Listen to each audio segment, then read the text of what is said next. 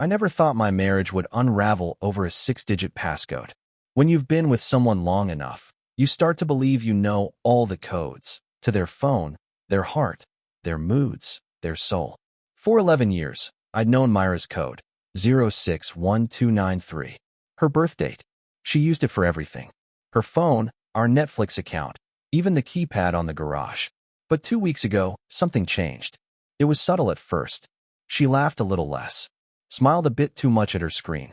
She started sleeping with her phone tucked beneath her pillow, like it might float away if she didn't anchor it close. I didn't panic. Not at first. Mira had always been private, not secretive, just reserved. She needed space, and I gave it, believing it made our relationship stronger. But this was different. One Tuesday evening, she stepped into the shower, steam curling from under the bathroom door. I was folding laundry on the bed when I noticed her phone screen light up. A message flashed. "Are you still coming Thursday?" Then it disappeared. It wasn't the words that unnerved me. It was the name, just an initial. D. No last name, no photo. Just a letter like it was enough to convey everything. My thumb hovered over her phone. We had no secrets, I told myself. But the phone was locked. I tried the old passcode out of habit. 061293. Incorrect. I tried again. Incorrect. 3 more tries, and it locked me out for 5 minutes. I felt foolish, standing there with my breath caught in my throat like a schoolboy caught sneaking into the teacher's desk. She came out wrapped in a towel, hair damp, face glowing. I asked something mundane about dinner. She smiled, kissed my cheek, and never asked why her phone had been moved. That night, I barely slept. Mira, wrapped in the sheets beside me, breathed evenly, peacefully. I stared at the ceiling, listening to the rhythmic tick of the old clock on our dresser.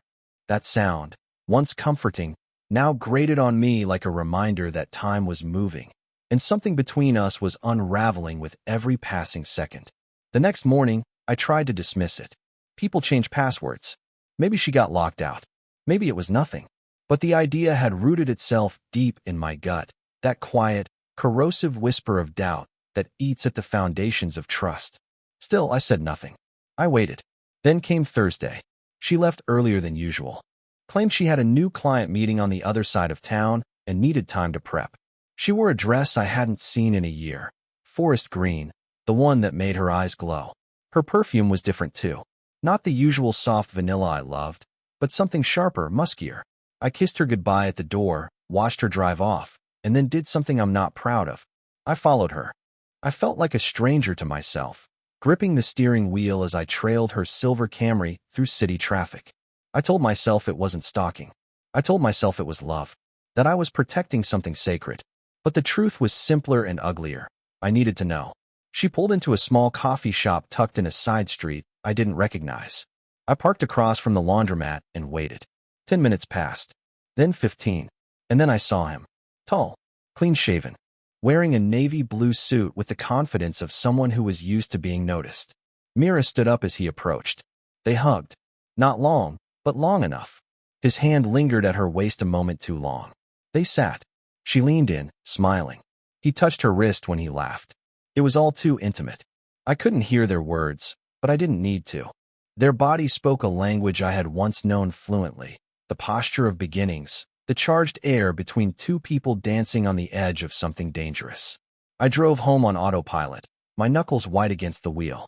That night, I didn't mention the coffee shop, or the man, or how I spent 40 minutes in the driveway, unsure if I could walk into my own house without shattering. Instead, I watched her cook pasta, humming to herself. I listened as she asked about my day. I nodded, smiled, and chewed through the lies. The next day, I took off work and began the descent into madness. I searched online forums, downloaded password crackers, ordered software that would let me mirror her phone if I ever got in.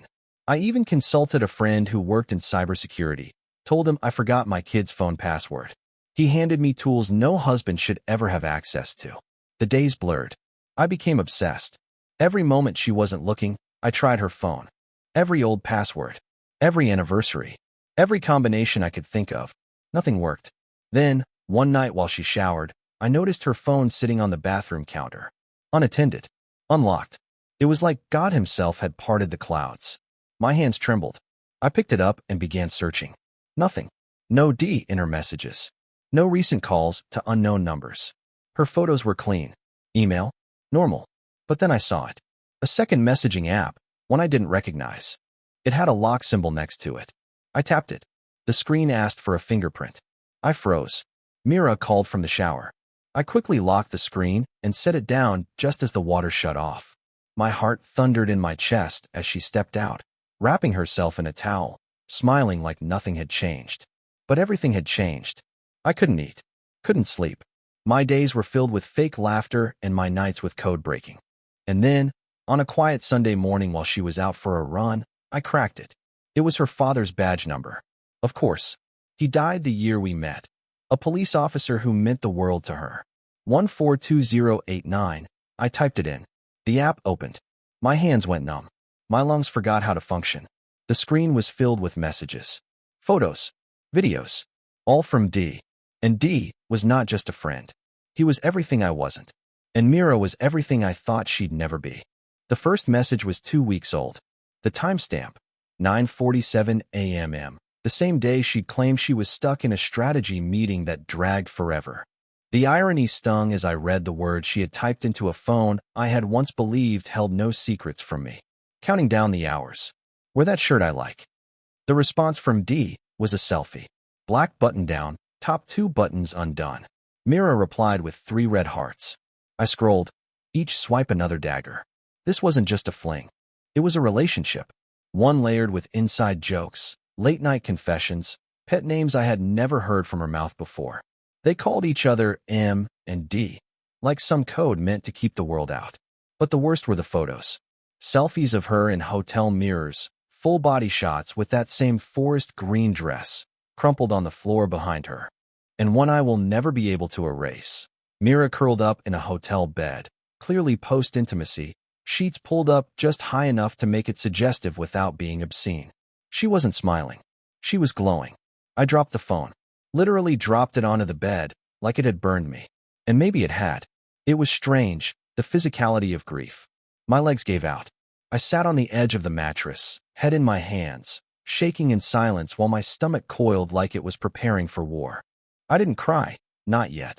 But my whole body shivered, not from cold, but from something deeper. An internal collapse. In that moment, I wasn't a husband. I wasn't a man. I was a statistic. Mira came home an hour later, flushed from the wind and the run she hadn't taken. I watched her drop her keys into the bowl by the door, kick off her shoes, and call out, "Wanna grab brunch?" I said nothing, just stared at her from the couch. She tilted her head. "Everything okay?" I forced a nod. "Yeah, just a headache." She smiled. "Poor baby. I'll make coffee." She moved into the kitchen, humming some pop song I didn't recognize. I watched her like I was studying a stranger, every movement foreign. The way she tapped the coffee tin on the counter, how she reached for the almond milk. It was all wrong now. All of it. That night, I lay beside her, pretending to sleep. Her breathing was even, her arm flung carelessly over my chest like she still had the right. And that's when I cried. Silently, bit by bit. Salt trails ran into my ears, onto the pillow, soaking into fabric that had once smelled like comfort, but now reeked of betrayal. For 3 days, I said nothing. I went to work, made dinner for us, helped Mira fix the leaky faucet in the guest bathroom. She smiled like we were just another happy suburban couple ticking off chores. But every moment she looked away, I was plotting. I couldn't confront her. Not yet. I needed to understand. Who was D? I searched the messages for clues. He worked in finance. They had met at a conference. One she had claimed was a networking opportunity. He lived in the next city over. They met on Thursdays. Always Thursdays. That explained the message. "Are you still coming Thursday?" He was also married. That came out in a single offhand message. "She's got her book club tonight. We've got till 10. I'll bring wine." Mira replied with a winking emoji. "I'll bring dessert." I closed my eyes and breathed through my teeth. Not from anger. Not yet. But from the kind of pain that sits in your throat like a stone. The kind that makes it hard to breathe, to think, to exist. I had to know how far back this went. So I went digging. I dug through her emails, her calendar history, her photo cloud. I tracked back every Thursday for the last 6 months. There were gaps. Entire days where she was at a team-building event or pulling a late shift. And then I found the receipts. Uber rides to a hotel in Maplewood. Dinner charges for two. A lingerie purchase from a boutique she'd never taken me to. One receipt from a spa for two people. That one gutted me. We'd never been to a spa together. I pieced together a timeline. The affair had been going on for at least 5 months, possibly longer.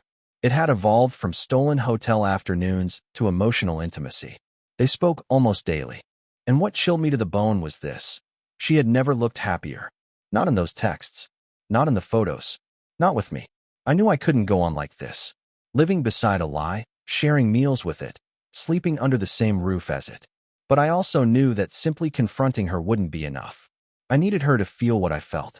The powerlessness, the confusion, the slow, spiraling descent into disbelief. So I waited one more week. Every day I played my part. The doting husband. The tired but supportive man. The one she could lie to without fear. And each night, after she slept, I returned to that locked app, reading their latest exchanges. She had told him she loved him. Not those words, but others. She said she dreamed about him. That she missed the way he smelled. That she wanted to live in Thursday forever. They joked about running away together. About a cabin in the mountains. About what-ifs they both pretended weren't real. Until one night, when I read a message that shifted everything. I've been thinking, Dee wrote.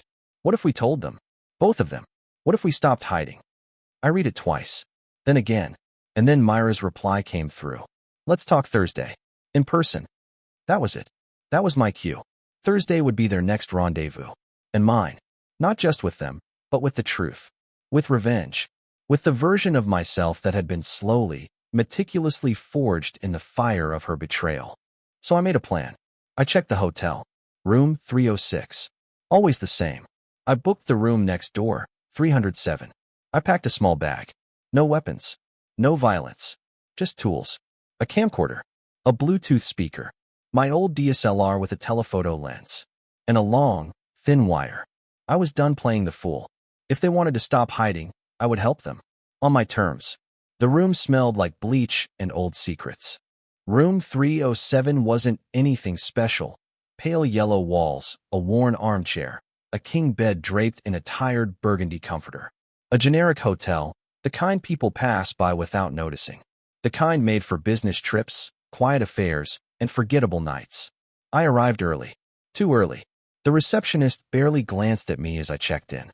That was the beauty of places like this. Anonymity wasn't a flaw. It was the product. I unpacked quickly, laying everything out on the desk like a surgeon before an operation. The camcorder was small, barely the size of my hand. Mounted discreetly on a flexible tripod, it could be positioned at just the right angle from the air vent I had already scoped online. The two rooms shared a ventilation duct, wide enough for sound, narrow enough to remain undetected. The Bluetooth speaker would connect to my phone, not for music, but for impact. I ran the wire carefully through the air vent, guiding it with a coat hanger I'd reshaped into a makeshift tool. My heart thudded each time the metal scraped against something, imagining her hearing it next door, peeking up, catching me mid-setup. But the room remained still, quiet. The calm before detonation. By noon, the wire was in place, camera ready, speaker hidden behind a potted plant on the floor. I tested the feed. My phone screen lit up with the view from inside their room. It was angled perfectly toward the bed. The app let me monitor sound and movement. If they entered, I'd know. Then came the waiting. I lay on the bed, staring at the ceiling. I hadn't eaten all day, and my stomach twisted itself into knots. My phone buzzed, a text from Mira. Running a bit late. Love you. Don't wait for dinner. Love you. Those two words held no weight anymore. They were as empty as the promises she'd whispered under our roof. I stared at the message for a long moment before tossing the phone aside. An hour passed, then two, and then, at 3:22 p.m., the alert flashed, motion detected. I sat up, heart suddenly hammering. The feed came alive. Mira walked in first. She wore that same forest green dress. It used to be my favorite. Now, it made me nauseous. Her hair was tied back, lipstick just a touch darker than usual, deliberate, intentional. Behind her, Dee followed. I had never seen him this clearly before. He wasn't striking, not really. Average height, a little too tan, with that smug air men wear when they think they're owed something. They kissed as the door shut. I watched them, silent and still, every second carving something out of me. A hollowing. A deconstruction of who I used to be. They talked. I couldn't make out all the words, but I didn't need to. She laughed. He held her hand. They sat on the bed, shoulders brushing. She leaned in and whispered something, and he pulled her close. That's when I hit play. The speaker in their room crackled to life. And then, in my own voice, clear, cold, calculated, the words filled the space. Do you think I'm stupid? They froze. Do you think I wouldn't find out? Mira stood up fast, scanning the room like a trapped animal. Her mouth opened in shock. Dee turned toward the vent. Look up, I said through the speaker. Smile. He moved first, stepping toward the vent. Mira didn't. She just stood there, trembling.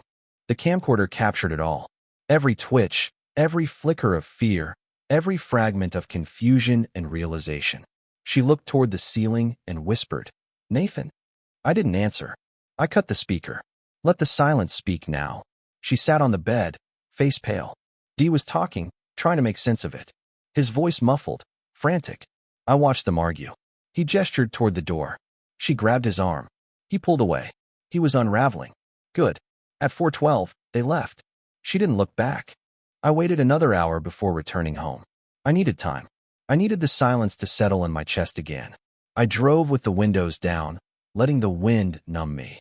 When I walked through the front door, Mira was already in the kitchen. She had changed. She looked up, startled. Her voice was quiet. Hey. I said nothing. She approached cautiously. How was your day? I looked her in the eyes. Eventful, I replied. She flinched, just slightly. We ate dinner in silence. Chicken, overcooked. She tried to fill the space with stories about work, a neighbor's dog, the weather. I let her talk. Let her choke on her own normalcy. That night, she reached for me in bed. Her hand touched mine. I didn't move. She whispered, I love you. I stared at the ceiling and whispered back, okay. The next morning, I sent her the video. No subject, no text, just the file. For minutes and 17 seconds of truth. I watched from the hallway as she opened it. Her face slackened. Her mouth parted slightly, eyes wide. And then, for the first time, she looked truly afraid. She ran upstairs, slammed the bathroom door. I didn't follow. Downstairs, I sipped coffee. At 9:03 a.m., my phone vibrated. Unknown number. I answered. It was Dee. I don't know what your plan is, he began, voice tight, controlled. But this is harassment. You could go to jail for this. I smiled. I haven't done anything illegal. You recorded us without consent. Not in a hotel room I booked. He paused. I will call the police, he threatened. Go ahead, I said calmly. I'll send them the video. Let's see how your wife reacts when she finds out where you were Thursday afternoons. Silence. Then a click. I hung up and set the phone down. Mira came down a half hour later, red-eyed, clutching a tissue. I can explain, she began. I'm sure you can, I said. She reached out. Nathan, please. I stepped back. Don't, I said. Don't touch me. She stood there in the kitchen, barefoot, trembling. I picked up my keys. I'll be back later. Where are you going? I didn't answer. I just walked out. Because part of me wasn't sure I'd come back at all. I didn't go far. I drove aimlessly through the winding back roads outside the city, past fading barns and quiet cul-de-sacs where families still left their porch lights on. Places untouched by betrayal. I envied them. Those homes behind picket fences, the illusion of safety wrapped in vinyl siding and lawn gnomes. My hands gripped the steering wheel like I was trying to crush it. I ended up at the lake. It was where Mira and I used to go during our early years, before the kids, before the promotions, before life got too full of routines and responsibilities. Back then, we'd pack sandwiches and lie on a blanket, watching the sky shift above us. I used to believe that no matter what life threw at us, Mira and I were unshakable. Now, the lake just looked like a black hole. I parked and sat on the hood of my car for over an hour, staring at the rippling surface as it caught the light like broken glass. I thought of everything. The messages, the videos, the moments we shared that now felt counterfeit. I felt like a character in someone else's story, a bystander to my own life. I wasn't even angry anymore. I was something worse. Numb. The sun was dipping low when I finally checked my phone. 17 missed calls. 9 messages.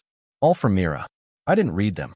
Instead, I opened my email and drafted something I never thought I'd write, a message to Dee's wife.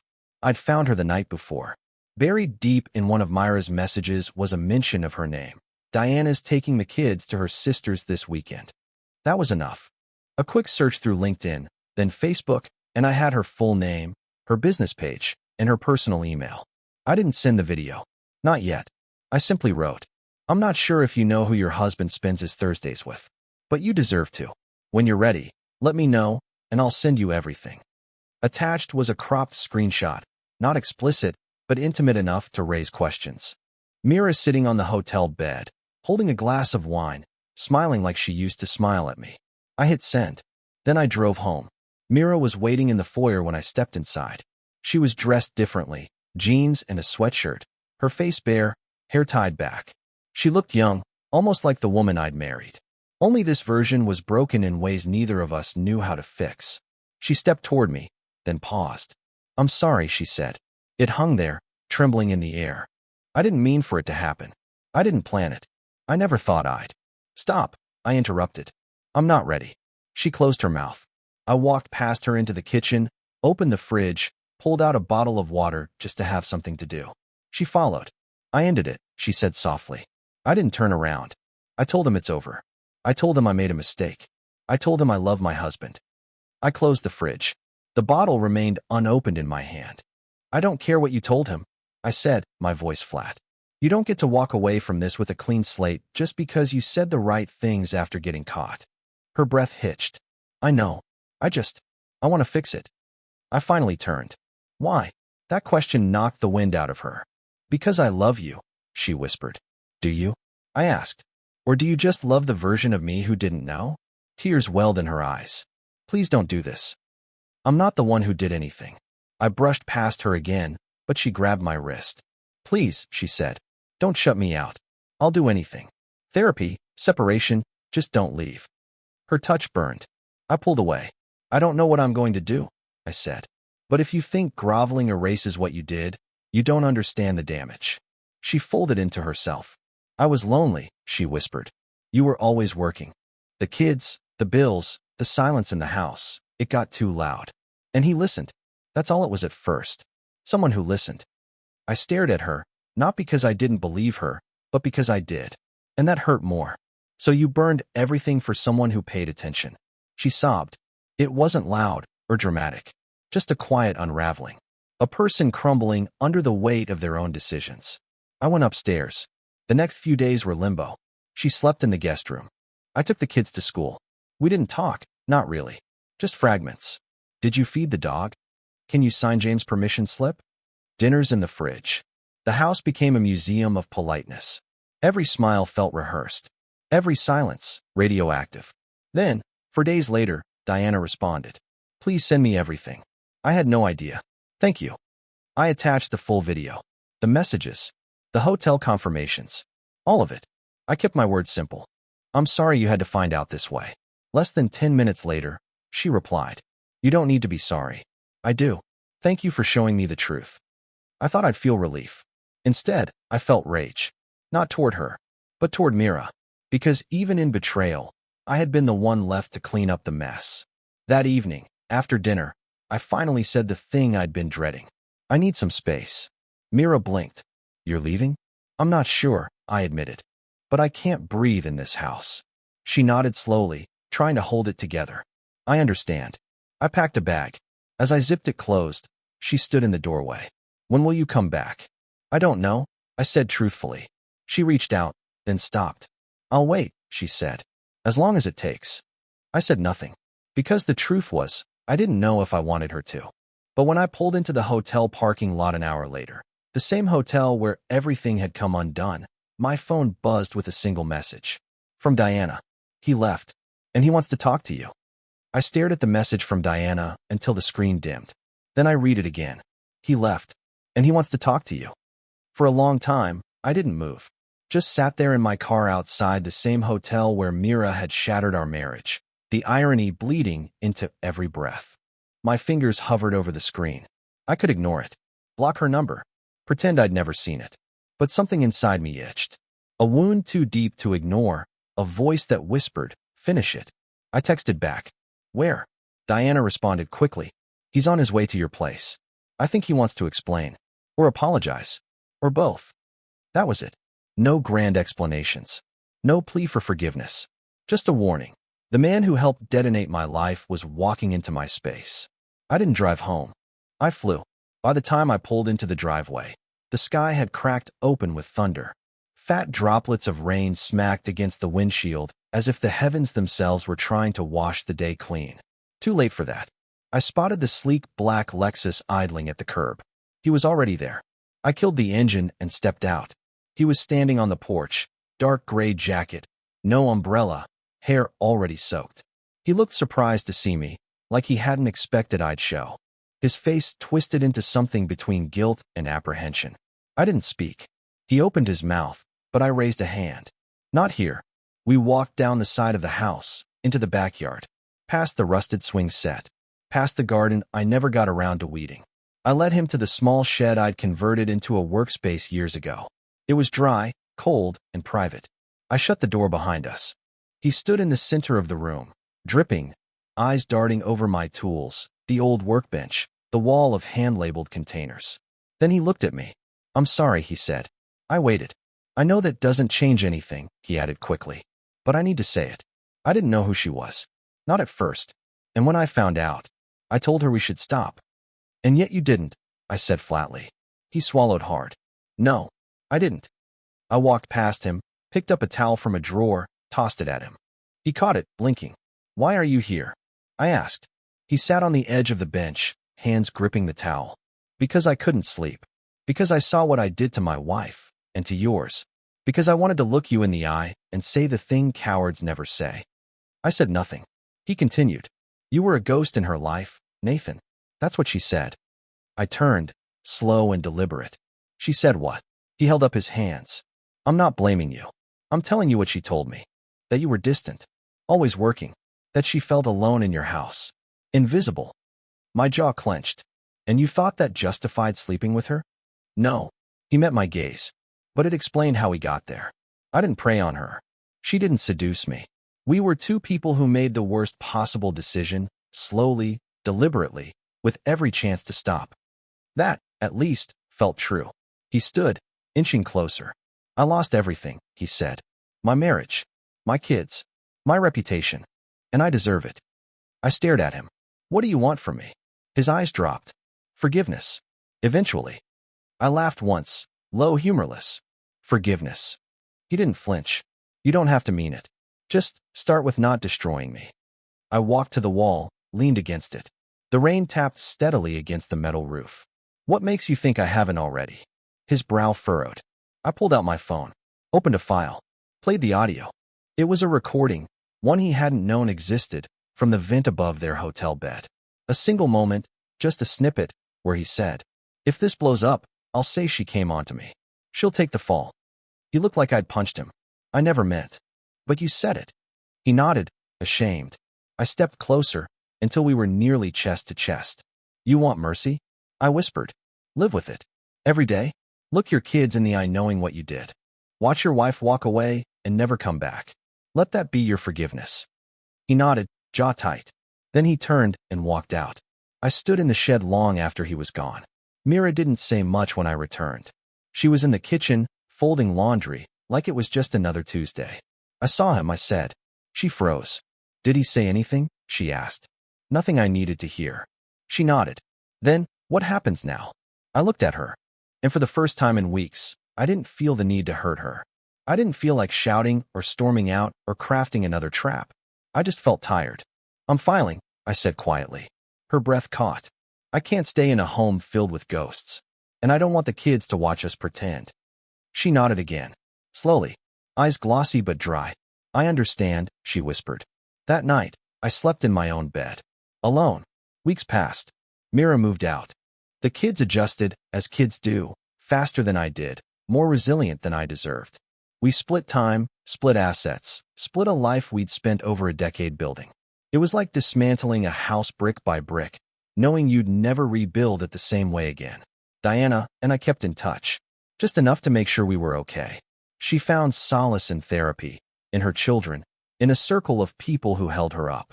I found mine in solitude, in healing, in the quiet realization that some wounds don't close cleanly, they scar.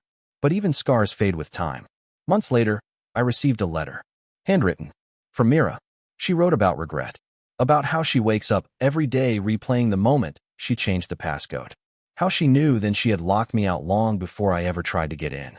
She said she hoped, one day, I'd find someone who didn't just open her phone, but opened her heart and left the door wide. I folded the letter, set it in the drawer with the camcorder, and walked away.